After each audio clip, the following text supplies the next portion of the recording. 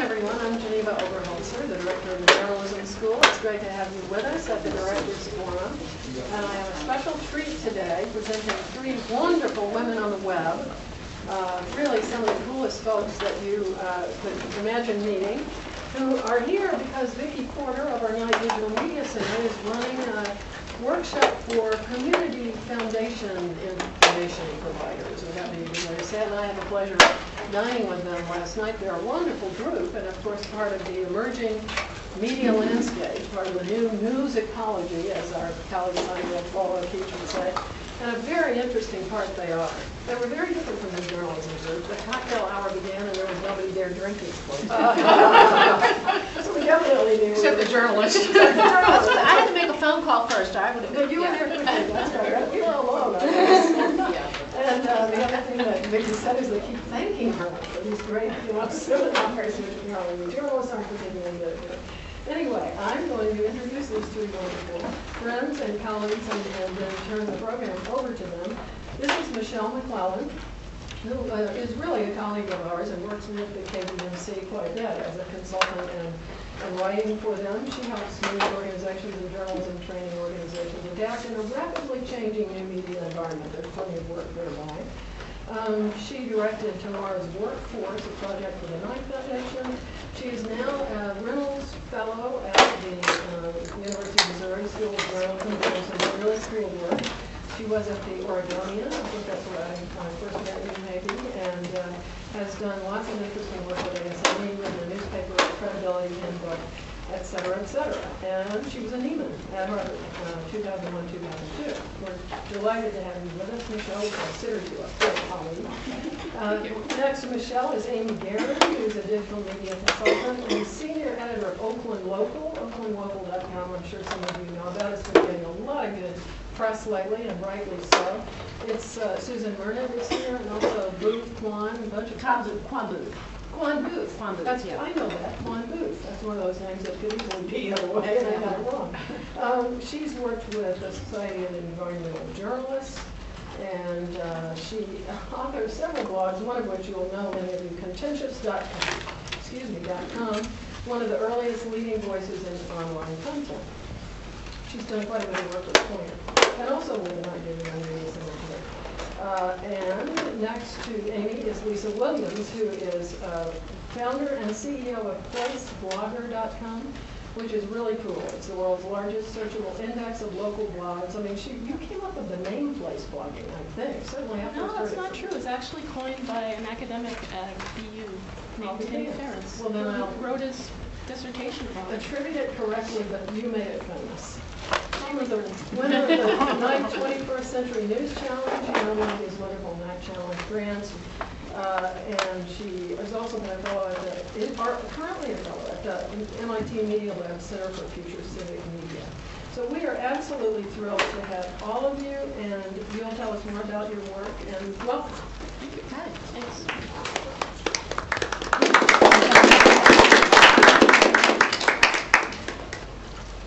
Should I start? Yes. Okay. Yeah, I thought I would talk a little bit more today about the work I'm doing as a Reynolds Fellow. As Geneva said, I come out of a very traditional newspaper career. I was in newspapers for almost 30 years. At the Oregonian, I held a variety of jobs. I was the politics editor, I was the investigations editor. Almost all of my career was in editing, by the way. I didn't do a lot of reporting. I was the ombudsman for the newspaper for 3 years. And that really changed how I looked at the newspaper. Over 3 years, I had contact with about 10,000 people. And part of that was doing the traditional ombudsman role of sitting by the phone waiting for the light to light up with the complaints. But I did a lot of other work getting out in the community and talking to people. For example, one semester I taught a high school civics class, and I had them do content analysis of how they were portrayed in the Oregonian, and then we reported on their findings. So I was always looking, it became a great source of dissatisfaction to me with traditional journalism that the way we portrayed different groups. Geneva talks about this too, the way we portrayed different groups or didn't include different groups, I found very, very unsatisfactory. And as I've moved on and gotten more into digital, I've been really excited about this new ecosystem that we see emerging because there's so much more community involvement. It may not be what people like me recognize as high-end journalism, but it's often accomplishing something that I think we often fail to do, which was really engage people. I always thought the purpose of journalism was community engagement. It wasn't to produce good journalism. That was just the means to the end. So just fast forward now, I've been working on this fellowship, and there's been a real sort of either-or paradigm, good-bad paradigm when we talk about the ecosystem of news that's emerging. And depending on where you sit, there's old, and they're either good or bad. And then there's the new, the more citizen community-focused websites, and they're either good or bad depending on where you sit. And they're often sort of, the discussion is framed as if, well, the new can't really replace the old. They're sort of in competition. They're sort of against each other. And I don't think that's really a correct way to look at the situation. So what I've started to do with the help of some wonderful grad students is to try to go through a list. We've looked at now about 1,000 community websites, news and opinion websites, to create this list. There are many lists out there, and they have hundreds and hundreds of sites on them, but this list was to find sites that seem to be starting to get some things right, that seem to maybe have something to share with the rest of the field.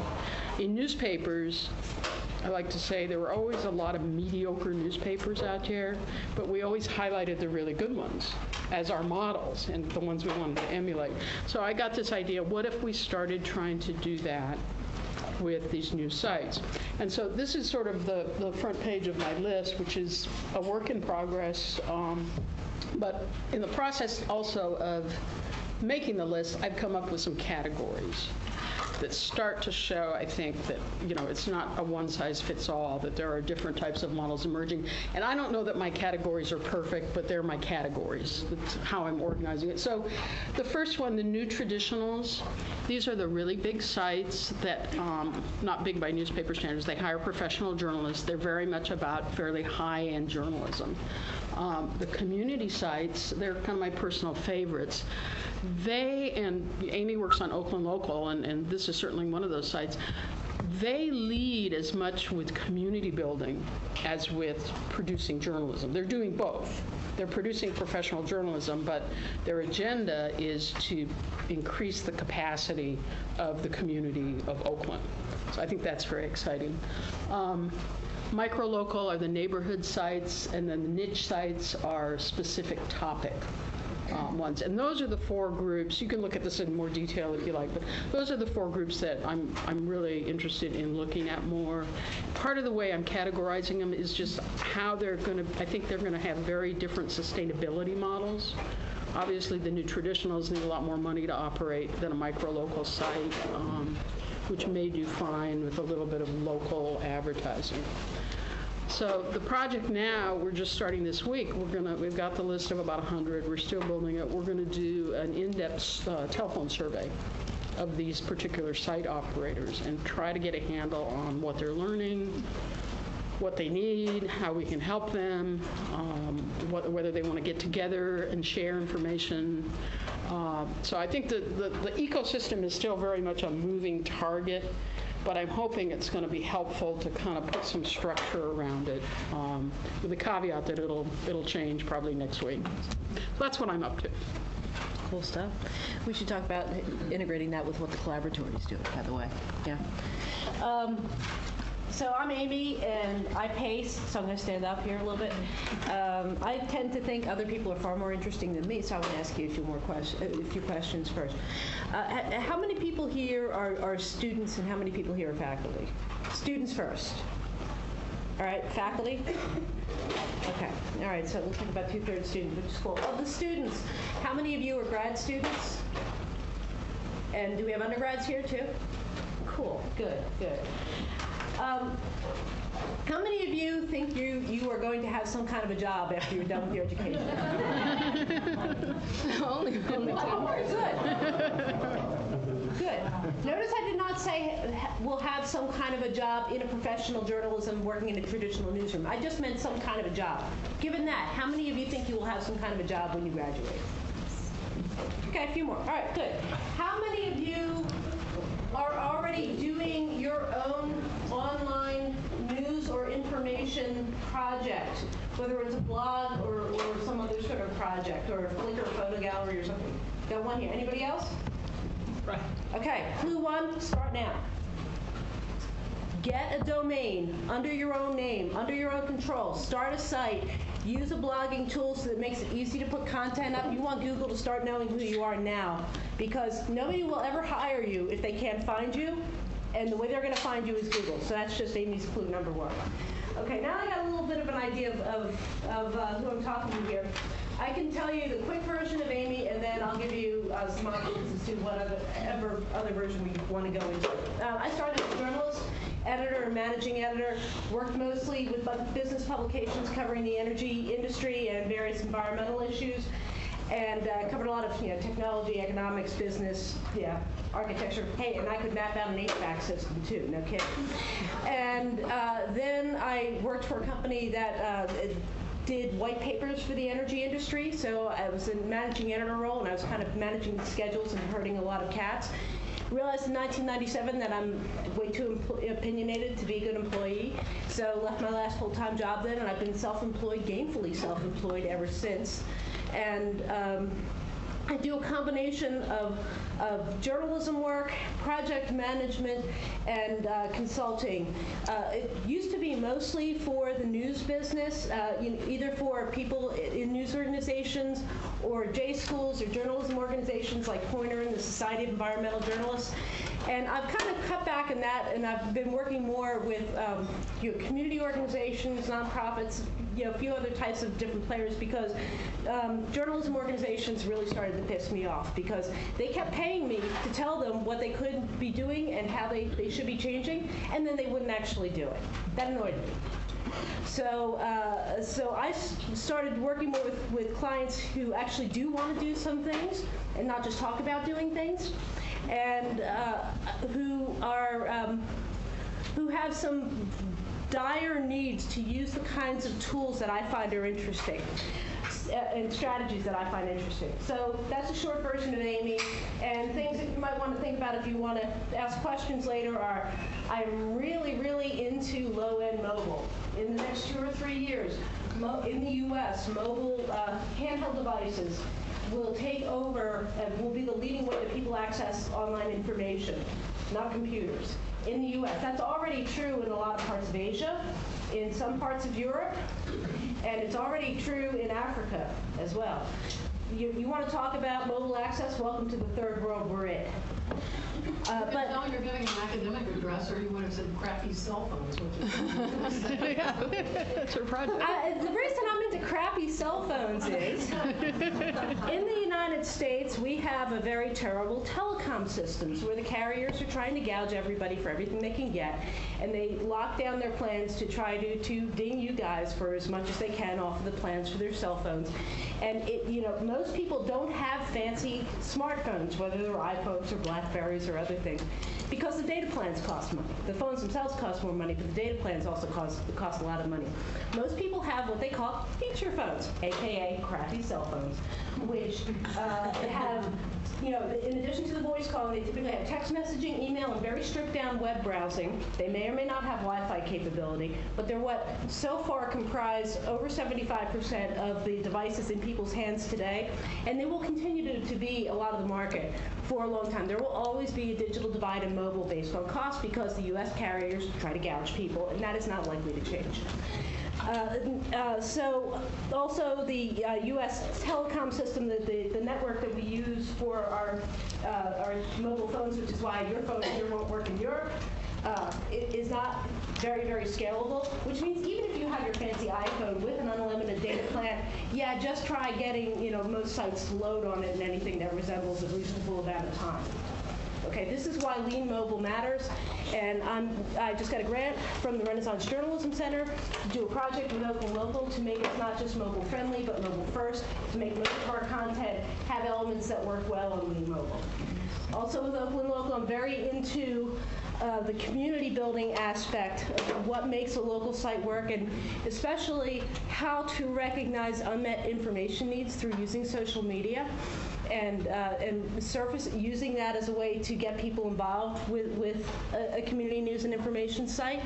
And just another general topic, if you're interested, I can rant ad nauseum on what is wrong with traditional journalism culture and why it is dying a well-deserved death.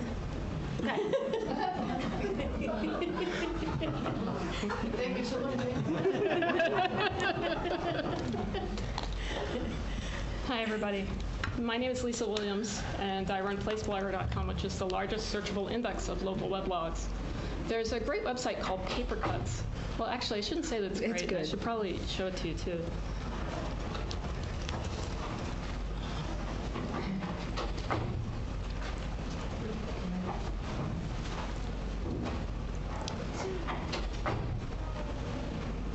That's this year, layoffs at newspapers. And last year's is about 14,000, so the map is totally full. And I like to think of Placeblogger, the site that I run, as being the happy, growing other side of that coin. When I started Placeblogger, I started it because I ran a local site for the town that I lived in, and people asked me, Lisa, how many sites like H2O Town do you think there are? And depending on what their political position was, they would say, there are none of them, we don't have to worry about that. And then, a bunch of equally annoying web triumphalists would say, there's thousands, they're gonna crush you, prepare to be assimilated. And I just thought, this is a problem that can be solved by counting. I really like that problem. I'm really interested in that way of solving things, right? And so I started counting. And it just got bigger and bigger and bigger and bigger. People really underestimate the sheer number of new grassroots news sources. And I don't mean just blogs, although I really hate that way of sort of diminishing what people are doing. I'm talking about actual sites that actually originate news. There are a really huge number of them. By the way, that number is global, not US. Okay. But what I'm particularly interested in for you guys is I want to get back to the whole, how do I get a job thing? Is it okay if I go there? Yeah. Mm-hmm. Yeah. So Placeblogger is the part of the industry that's kind of growing. And I work with a lot of students because I find students really refreshing, and I hire students. And the thing that I'm really interested in is I'm interested in giving those students entrepreneurial skills, because I kind of think if you want to do something, if you want to do journalism, you shouldn't let a little thing like not getting a job stop you. Exactly. So Placeblogger is a lot like the AP, only with more cat pictures. Right. Here we are. And if you come to Cambridge, Massachusetts, please visit us. I will basically buy any journalist or journalism student 3 cups of coffee at our office. We're right near MIT. I'm also a fellow at the MIT Media Lab. This is probably one of the best known recent projects out of the lab. Which I don't have anything to do with, but which I like to show people just because I think it's so great. The One Laptop per Child program aims to get rugged, low-power using laptops into the hands of children in the developing nation. And what I do there is I work with graduate students who are working on projects that are about the future of civic engagement or the future of news. And it's interesting because they have a lot of technical skills, and then their sites are empty because they have no content. So they need you, Please feel free to stalk me. I think some people say, well, I don't want to be a part of a startup. And, I think the problem is the rest of the industry looks like this, So I also really firmly believe this statement. I believe it because what you guys are going through, my industry, the high-tech industry, went through in the late 80s. We had a vast simultaneous crack-up of all of our major institutions. There was just wave after wave of layoffs. There was no end in sight. People would stay out of work for a long time. People would wonder if they would ever get back into the industry. People would go back to school and train to be teachers, that kind of thing. And there were a lot of hand-wringing op-eds that said, we gotta, the government has to come in and help us because otherwise, Japan will be the technological leader. Now that sounds kind of silly from today's perspective, because less than 10 years after that we have the IPO of Google. What we were having is a big restructuring of our industry, where instead of having a few major monolithic institutions, we had one or two mega institutions and then a zillion really small companies, right? So Digital Equipment Corporation, I used to own a lot of those. Now, I think the problem with that is, like, I know that doesn't sound like it comes with a dental plan. But when you're facing the iceberg, the kayak is actually safer than the sail. So I think you hear a lot of this, but I'm really more interested in this. I have to tell you, I do this. That's my career. It's a lot of fun to do, and I don't know, all the people at the table basically can make a living doing that, right? Basically, journalism is becoming a high-tech industry. I have a 6-year-old and an 8-year-old, and I don't think that they'll think that Google and the New York Times are part of a separate industry. My 8-year-old has his own PC, and I don't think he thinks that now. He thinks kind of the world is Google. What that means for you guys is that your career norms are becoming my career norms and the career norms of my family, because I'm not just a nerd. I come from an entire family of nerds. You wouldn't believe what Thanksgiving dinner is like at our place, right? Now, the problem with that is that, like, basically our job tenures are really short, and our companies aren't things that outlive us. We outlive our companies. Companies are kind of like pets. Yeah, you kind of got to expect to get a new one at some point, and you get laid off a lot. On the other hand, you make better money. So, if we didn't get laid off every once in a while, we'd never take a vacation. So the other thing I would say is that, the focus is on projects, not companies. And careers aren't hierarchical. No person in the tech industries tries to start out a little software company or a little website and work their way up to the Washington Post, or work their way up to IBM the way somebody starts at a sort of local weekly and tries to work their way up to the New York Times. It doesn't work that way. You follow whatever the ideas and interests, and most importantly, your tribe, your friends, around from place to place, and you do the work wherever it is. It doesn't really matter what size box it's in. It matters what's in the box. So I think it's also important to talk about, kind of what that means for journalism. Geneva was at a dinner that we were at last night. She gave a great talk, and I think there's a lot of talk about. And she was commenting on the fact that a lot of people talk about how to replace what's been lost. And I kind of think that that's not enough.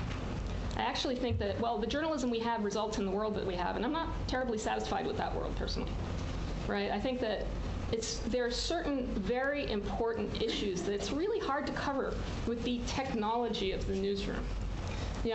Like, for instance, global warming. It's very difficult for a newsroom to cover really distributed problems, because really, what are you going to do? You're going to call every penguin? So instead, we tell things by anecdote. If you want to do a story on the foreclosure crisis, you go to the house of somebody who's being foreclosed on. You take some really heartrending pictures, you do that, and then you publish the story. For example, this was a really amazing, great piece of journalism that you spontaneously brought up last night, which is in 2007, the Washington Post won a Pulitzer for their coverage of the treatment of veterans at Walter Reed Army Medical Hospital. In my opinion, very well-deserved Pulitzer. It's a great package. My problem with sort of telling the story by anecdote is that it leads to scenes like this, where somebody can say, this was just an isolated incident, right? With the web, we can go further, We can do things like, okay, there are about 6,000 returning service personnel from Iraq and Afghanistan, U.S. service personnel, who will return as amputees. I have a really simple problem that's really hard to answer with a newsroom, which is, how many of them have been issued their prosthesis by the VA? Simple question, interesting question, but really hard to solve using the sort of existing format of the newsroom. But that is something that you can do on the web. We can actually go further with the web. We can create something new. We can essentially turn stories into signals. And you might say, well, that's hard, and it's kind of abstract. How do we already do that? Well, we kind of already do, okay? That's essentially what the stock market is about, right? If I could know, think about what the world would be like if I could know facts about veterans' healthcare or healthcare in general, the foreclosure crisis or the environment in the same way that I know stock prices. Who does it serve that what we know about in that minute-by-minute motion is stocks, right? I'm not sure that, those are the only people who need to be served by this kind of information. Right? I think we can go further. So I think part of it, part of your process, like Amy said, start something right now, right? Well, okay. How do you do that? I think when you think like a startup, the first thing you think is, how do I know if it's a good idea?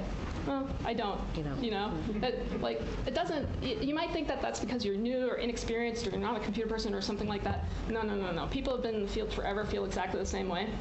Every time we start something new, we're in the exact same position that you are, and we're sort of always sort of feeling our way forward. One of the difficult things about this process is that, and I love talking to journalists. They talk so movingly about their profession, about it as a craft, and I kind of feel like, in a way, the thing that I'm asking them to do is difficult because I'm asking them to move away from certainty and to move away from mastery into uncertainty. Right? And that's kind of, how I feel every day, but I'm okay with that. I'm okay with being in the learning space. One of the ways that you can make cuts on your idea is that, can you do it without anyone's assistance or permission? I think that's a good idea, right? Because you can start right now, right?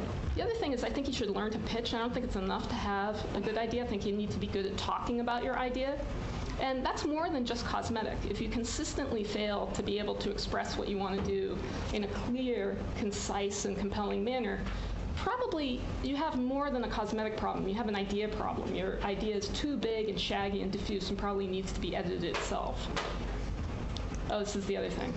If you start something for free, you better love it. Don't do anything for free that you wouldn't do for free indefinitely. I hung this above my desk for a very long time. And there are lots of, you see over in the corner there are actually I would keep learning the same painful lessons again and again. So I had all these Post-it notes and masking tape, and I would write on it with Sharpie, don't do that again.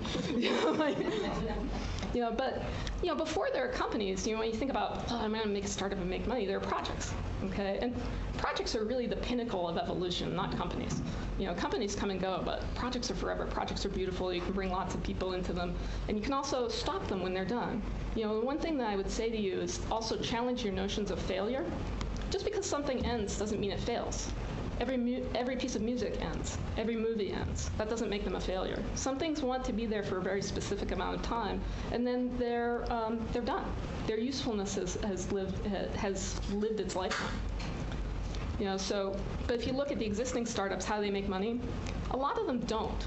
Okay, I think that's the thing that you should think about when you think about high-tech startups. If you think about the big, successful ones, a lot of them aren't making revenue. What they're doing is they're trying to accumulate a lot of traffic and users and people who are interested in it, and then they want to sell the whole company to somebody else who can monetize that traffic. So if you think about something like Twitter or even something like Facebook, that's what that's about. You, however, don't really need a lot of money to start something up. These are, I can make this list a lot longer, but these are 3 sites that get more than 1 million page views a month that were basically started on credit cards. You also don't, people say, well, I need technical skill. But the fact is you don't need a lot of technical skill, honestly. It is, however, more self-sufficient. Wow, I didn't proofread that one. But you guys are grown-ups, so that's okay. So I have a very short list of things I think you could master and how long I think you could I think it would take you to master to start and maintain a site, right? And they're really very short, So I think if you know these things, you can start and run a site yourself. You don't have to be a computer programmer to do it. That's the process that I had to go through because I didn't start out as a coder, right? But I wanted to be self-sufficient because I wanted to do my own work. I didn't want to have to ask for permission. And I'm curious of that list. Put that list back up again. How many of these things are being taught to you, either through the J School or other programs at the university right now? Any of them? Yeah, which ones? I'm curious. I want to know. Posting content. Okay, Yeah. What else? Anything else? It depends on what program you're in and what you're interested in doing, but you can learn all of those things. Well, I assume you can learn all of them somewhere at USC, but among the people in this room? Here, okay. Okay, cool, good. Yeah, these are sort of basic, basic entrepreneurial skills that allows you to, if you have these things, it means you can do your own experiments. They won't cost you very much, either in time or money, and you can try it and see if it works, right? So don't make big bets, right? Don't think of it, and also don't think initially, I think it's a bad idea to think in terms of success or failure. I think of all things as an experiment. And the purpose of an experiment is not to get a specific result. It's to get data. It's the production of knowledge. So if you have these skills, well, then you're ready to test. That's it for me. Thanks. Mm-hmm. Yeah, I just want to add, of just listening to Lisa talk, reflecting on, I have a lot of friends who are among those thousands of laid off journalists. And just listening to Lisa talk just now, I really thought, they really fall into two very distinct groups. One is a group of people who are looking for the job they had before. Mm-hmm. And they're not finding it, and it's hard to see how they're going to find it. The others are the people who are doing exactly what Lisa described, and they are really happy, and they have a lot of passion for what they're doing, and they're really energized. And, I talk to them, and it's like, I got into journalism in the 70s, Watergate, Vietnam, it was sort of the pinnacle. And they have that kind of energy about them. It's really exciting. I know it sounds challenging and challenging, but it maybe less sort of stable than we were used to thinking about. But in terms of fulfillment and finding a way to do journalism, I think that's definitely where you want to be. I think for students, those are also places that you, even if you're not ready to start something yourself and you want to get some experience with somebody else, all those places are places where you can get experience. If you look at all the places on Placeblogger, I'm sure you can find somebody to work with, mm-hmm. right? We're here today to do some work with grantees of the Knight Foundation who are starting new news sites. So there's basically, if you go in here into the winners, there's over 24 brand new news sites, right? They're going to need people to work with. You could apply to these programs yourself. It's really easy to apply for the News Challenge. That's how I got my seed funding. And I did I'll confess the fact that I did my application the day before it was due. It took me about a half an hour, and I just ripped it off, and I was really, really surprised that I kept getting through the cuts. They keep asking you for a little bit more if you get through the cuts, so I had a chance to reflect on it a little bit more. And I noticed there are a lot of women in the room. This program actually gives grants to women media entrepreneurs, and the deadline is April 12th. So there's lots of people you can work with, and you can do things very inexpensively, but there are also places where you can submit a project and get a little funding for it if you want to do something a little bit more ambitious. Mm-hmm. Great. Well, let's open to questions. Comments? Questions? Yes. I think one of the challenges that a lot of individuals my age face are, we have aligned goals for like community building through media, mm-hmm. And we want to do something very impactful. We struggle with, do we start our own thing, or do we try to partner with existing opportunities that are out there, and then how fruitful will that be in the experience and then also the value we get from it? What's your suggestions on Do both. That's actually a really good advice. You can always have your own side site, and I recommend that you have a site anyway to keep track of your work, right? Or do it through Facebook. Do it however it's comfortable, but just keep track of it, right? Make it, keep track of it and make it shareable and discoverable on the web. I hired students for the first time this year, undergraduates, and I felt like they really did get a lot out of working with an entrepreneur, working with an organization that had already been there. It gave them, it wasn't so much that it gave them skills, although it gave them a lot of skills. What it gave them was confidence and a track record. And most importantly, contacts. So when we hire students, I have basically, I have gatherings that are a little bit like this of the people I know in the Boston sort of media scene, because I want them to know those people. So those are the advantages to working with a project. It's just that you don't have to restrict yourself to traditional newsrooms. There are tons and tons of stuff out there. And I kind of think that going non-traditional is kind of interesting. I have this theory that nobody has tested yet, that the fastest way to get a job at the New York Times is to start by getting a job at Facebook. That's a good idea. So that's my 2 cents on that. Yeah. There's somebody over here who had a question. Did I see a hand up over that way? Yeah, I'll ask one of them. What did, Amy, how did you start the Oakland site? I mean, I didn't start it. no, but I mean, how was it built? Did you guys buy a theme or just write a bunch of code? Okay, so Oakland Local is the brainchild of Susan Mernit, and she's over at the conference at the Davidson Center today. She's a very good friend of mine, and Susan was very struck by last year there was a very famous shooting in Oakland on New Year's Eve. Oscar Grant got killed by a bar cop while he was handcuffed face down on the platform of the train station.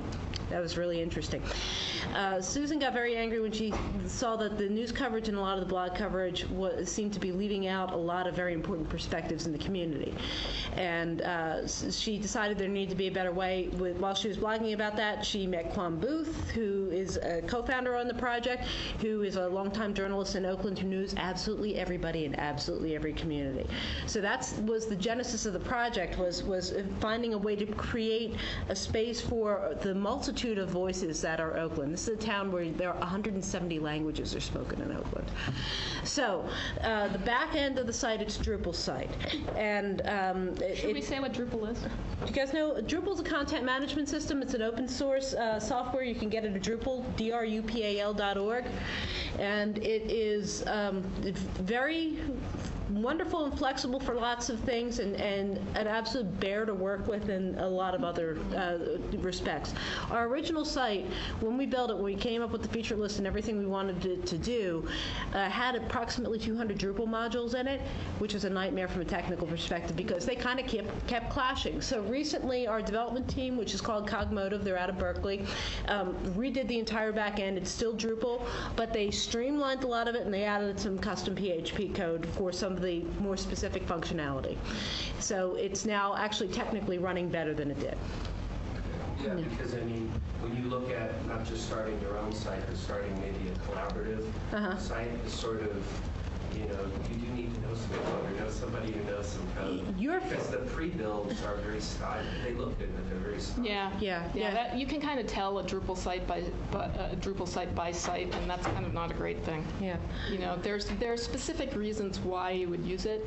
It does a lot of things that just nobody else really does well yet, but the interface is sometimes kind of clunky. You can make it look beautiful, it's just not easy to use. It's also the user interface from the perspective of entering content can be very confusing. And on Oakland Local, we have people who are not accustomed to posting content online at all, and we have to do an awful lot of hand-holding to get them to understand just how to use our user interface, and we're working on improving that. But Lisa did an excellent presentation this morning that's available from the Knight Digital Media Center site. Why don't you bring up the post to show them where it is, about Web Development 101 and just the basic things you need to know to talk to coders so that you're ending up in an efficient way with something that actually resembles what you want to use. Yeah, there's basically an entire curriculum being given this week at this meeting for Knight grantees. But all of the video of the sessions, slides, handouts, assignments are all freely available. If you want to watch the next 2 days or so, you can watch the live stream, but if you've missed some stuff and you want to go back, the video will eventually be archived here. Yeah, this is an extremely interesting. Hey, oh, it's in standby mode now? Yeah, they're at lunch right? Yeah. And Vicki is hoping to use it in different chunks in different ways. I mean, it's just really great. Yeah. It's most important at first to think about what directions your site might want to grow in. So you leave those options open, but not try to leave them indefinitely open, because then you'll end up just having a site that's a monster. WordPress is good enough for most things, but not for all. But this is a site that was started for $3,000 and now gets 100,000 views a month. Yeah. In very, very short order. The other interesting thing about this that Susan's talked about a little bit, and Amy, maybe you know more about this, is a lot of these community sites don't try to be sort of all things to all people. They pick specific issues that are their primary focus. And we have that on So Oakland if you Local. look at Oakland Local, you see it across the top. Well, one of the things, partly I think Susan and Kwan and others with Oakland Local, sort of wanted to follow issues that they were interested in. But Susan told me she also read like the annual reports of a dozen, local foundations and nonprofits or whatever, and it helped her identify issues that people were working on. And I think that is a part of the magic of this site, was that there's some energy already around these issues. And speaking on issues, they're working on, Susan and Kwan were saying last night that they also are doing some, you're going to be doing some training with. We already do. There's a separate, it's not really an organization. We prefer to think of it as a disorganization, but it still works, called the Public Media Collaborative up in the Bay Area. And this is a loose confederation of media people, geeks, PR professionals, advertising people who get together and do occasional free or low-cost day-long workshops for people in the community who need this information and skills and don't have any other way to get the training. And we've done that several times so far, and we kind of use Oakland Local as a vehicle for training people on a number of different skills. And so that's not just blogging and doing a site, but also social media promotion, thinking about business models, that sort of thing. Well, again, some other questions, if you could. I have one, and then this is going to be really the skunk at the picnic question. I have an awful lot of friends who just got fired today at ABC News after 30 years. Yeah. They've got kids in school. They've got That's where I know you from. I met you at the SEJ conference. We were talking about that afterwards. Yeah, we walked over. We're on the same panel. Right, yes. I was thinking, where do I know her from? Yeah. Boy, I really remember you. Yeah. Yeah. Moving right along, I know this is great, and I think we all have the passion. I mean, I don't think that. But what worries me is the people my age or in their 50s who are families to support, and they're suddenly out of a high-paying job, and it's one thing to say, oh, good, I'll get Drupal and I'll make my own site and I'll come up with some great idea, but it's a long way from paying. That's the part of it that really sucks. And I just know what you tell people. Well, I would say, as someone in my 50s who makes a fine living, as a consultant, for some of us, you have to look at your skills and figure out how they translate into other places. I'm not sure I would recommend that if you're starting out and you want to be a journalist. But for somebody who's got, like I had a 30-year career in newsrooms. Now, I left in 2001, so I've had a little more time to get my feet under me. But what I found I was doing was developing some different skills based on having been a manager and a leader and a coach and a project manager in newsrooms for a very long time. And secondly, at least for a good while, understanding how newsrooms work. I mean, I did a project for the Knight Foundation and ended up writing a book that was a lot about newsroom culture and why it's so change resistant. And I've been able to, I'm learning all the time. And that's a big part of it. You have to be willing to learn and to change. It's like I said, if you're looking for the job you had before, you're going to be the person you're describing. And it's very difficult. I have a very difficult time talking to some of my friends because that's what I have to tell them. Well, I think it's the golden handcuffs. Problem. You're going to have to give something up. Yeah. And if you have to evaluate what your priorities and your needs are, not just for yourself, but for the people who are depending on you. If you have an absolute need to have a full-time job with a big paycheck and you have TV experience, PR. Yeah. But you see what I mean? You have to. You see what I mean? I mean, people have to. See what I mean? You have to give something up, right? And in that case, you have to give up your attachment to journalistic purity in order to continue to meet those needs. And in continuing that, my daughter was a producer for Katie Couric. CBS was laid off with that massacre a few weeks ago, and she's already had 3 offers of part-time working for NRDC and doing film for, it's amazing the amount of work that's come in. She's excited about it. She says, oh, wow, I guess I'm valuable in these other areas. But it's still not healthcare. It's still not, well, Right. whatever. Right. But it's just a hard transition for a lot of people. I know. She's younger. But. I know, it is.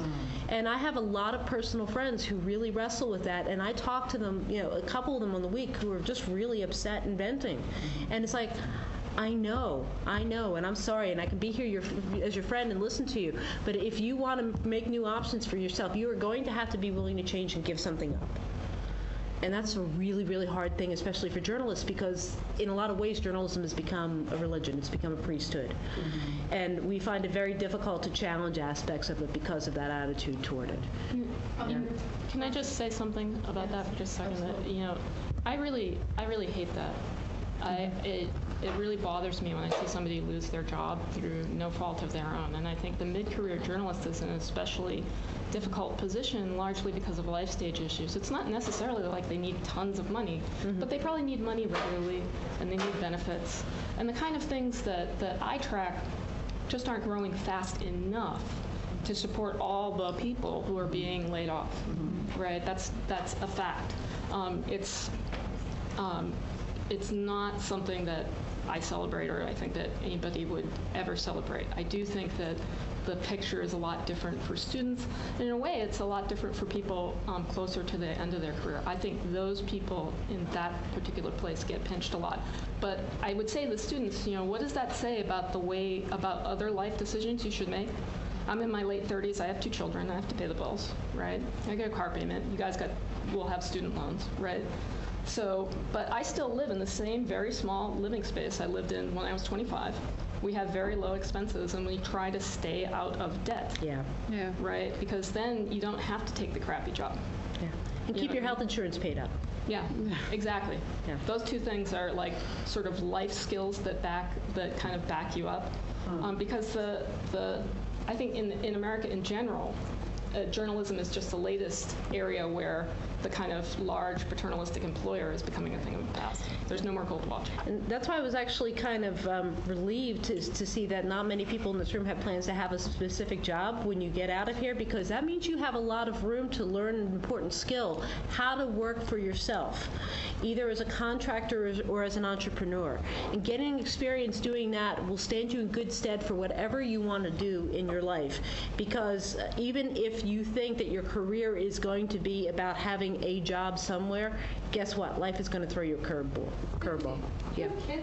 I do. I have 2 children. You from the same place that your children took you, right? I'm sorry? You with children, you stay in the same place, you go from everybody? Cargo nets. Sling them from the ceiling. It's true. No, we gave up, there were extra bedrooms for them. It wasn't that small, but it's small. It's very small. But the living expenses for us are very, very low, and we like it that way. Both me and my husband, because we're both kind of either from the high-tech industry or in the high-tech industry, we accept career volatility as a fact of life. I think a lot of people, when we did have kids, did expect us to go out into the suburbs and get mortgaged up to our eyeballs, and we were like, no way, are you kidding? That would just be, we knew it was going to happen. We knew that was a disaster waiting to happen, so we just don't do it. And you know what? I don't miss it either. I'm very happy where I am. I don't feel the need for that personally. One point that has been made by people researching this question is that if you look at journalism salaries very recently and look at what people are likely to make in the near future, it looks really disastrous. And for friends of ours, it is disastrous. But if you go back over that aberrational hump, journalism salaries have never lived up. No. And they're not going to again. But as I love this notion of don't let a little thing like not having a job keep you from doing good journalism. Who else has a question or a comment? Some of you all who are engaging in some of these. I just wanted to ask you about this. What has seemed to be the most kind of exciting or successful user interaction or engagement tools that are coming up on these sort of community news sites and things like that? I mean, what seems to be really working in the sites that either you're working with or the ones that you're observing? It's the general principle that you're not doing a site, you're doing a brand. And something that has plagued a lot of bloggers, news sites, you name it, is that they're not getting as many comments as they used to. That's because people are using social media more for discussion and commenting. You need to have a presence in social media. Distributed presence. Yeah, have a distributed presence and know how to keep track of it. I wanted to more broader question, maybe you can help me out with. It would be two things that I think would be useful, which is, I think it would really help people, having just launched a beta version of a site for journalism. Congratulations. Yeah, that's been a lot of years of work. So, step-by-step approach, some step-by-steps to get people, okay, so you get a WordPress blog, this is where you get one, this is where you She did that. It's all on here? Yeah. Okay, okay. Well, Yeah, if you go to that's a good. if you go to Place Blogger, there's a blog entry right on the front page called Web Dev 101 for Journalists, which was the class that we taught this morning. This has links to all of this stuff, right? So, and we were trying to do a step-by-step approach to, okay, a lot of the people who got these grants that we're working with, it's sort of like they got the grants and it's like, oh my God, now what do we do, right? So they needed a step-by-step grounding of like, how do we begin? Of which web development is only one part. Having a content plan is a part. How do you keep it fresh every day, right? When you have a very small staff. Amy did a whole presentation on that. How do you have a social media strategy so that people actually look at the thing and you are where the people are? I don't know what else. No, that was Susan's. Mine was about how to come up with a plan for getting content on your site regardless of your resources. The other point on this was talking about the fact that you're moving more towards social media. So this idea that you aren't going to be putting stuff up and then it's a one-way street. And, I talk about this with an old friend who's a major reporter for a month. It was such a brand. And he's like, we put up a 13-minute video and still nobody came. Yeah. And it's not about traffic to your site, though. The idea that I think people to give a space people to comment and put up their own videos and respond to this, and it's like, well, no, we would kind of rely on our interns. It's like, where's your digital strategy? So this idea that not only are you going to be able to put this content up, but how do you invite your audience to participate to really make a robust social media site? That's another question. I don't know if that's in there or if that's something you'd like to suggest. This was basically the curriculum for the KDMC boot camp this week, right, for new media, kind of new startups. So, it's about, starting up your site, having a site strategy, having a launch strategy. It's not, there's a lot to it. It feels overwhelming. But there are logical steps in each part. It's really genuinely not rocket science. You just have to stay focused. Right, so what we did here is like actually take out all of the particular steps and devote a class to each one, basically. And one thing you can do before you have a project or even any particular project in mind is build up your own individual social media presence so you have your own posse. Your posse will carry you through a lot of stuff, and it's a resource that you bring to the table anywhere you go. So Facebook and Twitter are two things that are popular right now. LinkedIn is also very valuable. And for different kinds of communities and different types of work, there are other places where it's useful to build a network or a posse that you can reach out to easily. Your posse is one of the most valuable assets you will ever have in your career. Start building it now. And the best way to build a posse is to be a good posse member. Follow people, retweet them, respond to them, answer their questions, Twitter, Facebook, LinkedIn, whatever you're doing, join groups on LinkedIn. And the more you do that, the more you're a good social media citizen, the more likely you're going to build the kind of posse that's going to build your career and your projects. Yeah, your friends are the people who get your jobs. I haven't interviewed for jobs since 1994. Yeah. That's a long time ago. Now my friends are my job network, period. Amy has 5,200 followers. One of them's going to give her a job. If she decides, I need to fill in a little extra, I want some new clients. Since I went self-employed, I started Contentious.com 3 months after I went self-employed, and since then I have never had to do a bit of marketing for my business, and I have always had work. It all comes to me. I think you have to deal with some amount of uncertainty because you don't know when those things are going to happen, but it is doable. Who else? Have we scared you? I'm exhausted. You feel exhausted thinking about it? Well, I think it's exhausting to turn out a newspaper, too. That kind of freaks me out. I think it's the same thing. There's a lot of individual pieces going on, but I swear, each one of them is really small. With the exception of, like, you just started up a site. What's your name? Melanie Delapinia. It's STROOME.com. Say that again? STROOME.com. Klein is a research scholar here in the journalism school and is working on journalism in immersive environments as well as this editing. Cool. Wow, nice. Good job. You know, Fruitful, huh? oh yeah. Everybody feels the same way about it. It's kind of like the nuclear sub of blogging. Boy, are there a Yeah, lot of but the thing buttons. is, does it work? Does the Yeah. site work? It does work. Okay, good. And you know, I think that my experience with this kind of stuff is there's like this. It's like having an infant. There's this incredibly intense period early on where you just get no sleep and like nothing works and everybody's screaming, right? And then it kind of settles down. You know, my daily experience of running Place Blogger now is very different than the experience I had during the first 6 months it was up, and very different from the experience I had building it. Good things. How much time during the day do you spend with Twitter? I don't differentiate that from other tasks. All forms of communication for me are part of all work tasks that I do. So I don't parse it out. How much time do I have looking at Twitter? It's like, to me, it's like, okay, I need to get ideas for some new aspect of Oakland Local. I will go to all my resources. Twitter is one of them. Yeah. Well, you notice I popped this up a couple of times. This is TweetDeck. Yeah. You know, it lets me like sort Twitter into little categories, and you know, I have this on in the background. It's like having, you know, you ever just flip on CNN or flip on the radio? That's what it feels like to me. It's sort of ambient. I'm not reading it, right? I subscribe to a huge number of RSS feeds, but I relate to them exactly like I relate to the Sunday New York Times, which is I don't read the whole thing. Yeah. I flip. There's no Oh, that's good, I'll obligation read to that. catch up. You know, so You dip into it. So there's a huge information environment, but I don't need to take it all in. It's just there. It's an ambient experience. So we're almost finished. We go to neontommy.com. Ooh, yeah, you talked about that last night. Neontommy.com. Yeah, I just linked to that So we from. can all enjoy looking at some of our own fruitful.